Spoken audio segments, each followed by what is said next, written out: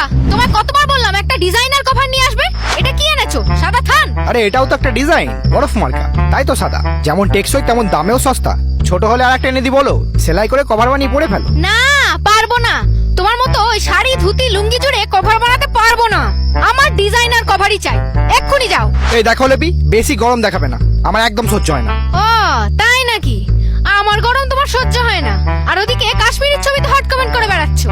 কাশ্মীরি তো শালির সাথে একটু তুলোতুলি করতে পারবো না? বিয়ের আগে তুমি আমার সাথে এরকমই তুলোতুলি করতে। তাই বাজে বকো না তো, তুমিও তো চাদরের ছবিতে হট রিঅ্যাক্ট দাও। তো আমি কি বলেছি যে চাদরকে বিয়ে করে নাও? করে নিলেই ভালো হতো, অন্তত আমার কদর করতো। আর আদর, আমার মতো আদর কি দিতে পারতো? হ্যাঁ হ্যাঁ, এমন আদর দিয়েছো যে একটা বাঁদর তৈরি হয়েছে। মা দেখো না, এই মাফলার তো আমাকে চাদর বলতে। কাকিমা, তার আগে ও আমাকে উলের ছেলে বলেছে। বেদ কইতি, তুই আমার শৈতালকে জ্বলিয়ে ধরবি কেন? শালা কানপত্তির বাচ্চা। এই এই, কানের গোড়ায় দেবো, আর একটা নোংরা কথা বললে মেরে মুখ সেলাই করে দেবো। মা, তার আগে বাবার পেতনটা সেলাই করে দাও, ছিলে ধুতি দেখা যাচ্ছে।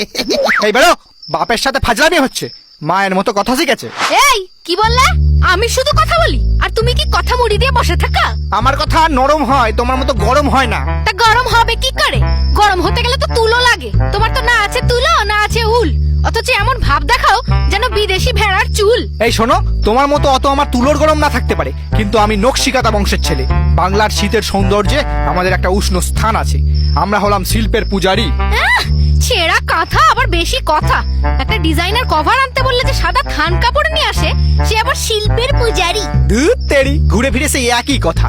সবে তো শীত পড়েছে, কটা দিন দাঁড়াও না, এক্ষুনি তোমার কভার চাই। হ্যাঁ চাই, রোজ রোজ এই একই কভার পরে ছাদের রোদ পোহাতে যেতে আমার লজ্জা লাগে। পাশের বাড়ি কমল দিকে দেখেছো কেমন রোজ নতুন নতুন কভার পরে? তো তাতে কি ও ভিতর থেকে বদলে গেছে? আগেও যেমন কুটকুটে ছিল, এখনো কুটকুটে আছে। অন্তত বাইরে থেকে তো সুন্দর আছে, তোমার মতো তো নয় যে বাইরেও ছেঁড়া ভিতরেও ছেঁড়া। পচা কাপড়ের তালি মেরে দিন কাটিয়ে দিচ্ছে। এই শোনো, আমি তালি মেরে চালাচ্ছি বলেই তোমার ওই কেজি কেজি তুলো হচ্ছে। হ্যাঁ হ্যাঁ, বিশাল তুলো। একটু শিমুল তুলো আনতে বললেই বলে 500 টাকা কেজি তুলো এনে কি হবে? রাবিশ তুলো আনি 30 টাকায় কাজ মিটে যাবে। আর সে তুলো এমন, তাতে তুলোর থেকে ধুলো বেশি। তো সারা বছর গুঁড়ি মেরে পড়ে থাকলে ধুলো হবে না তো তুলো হবে?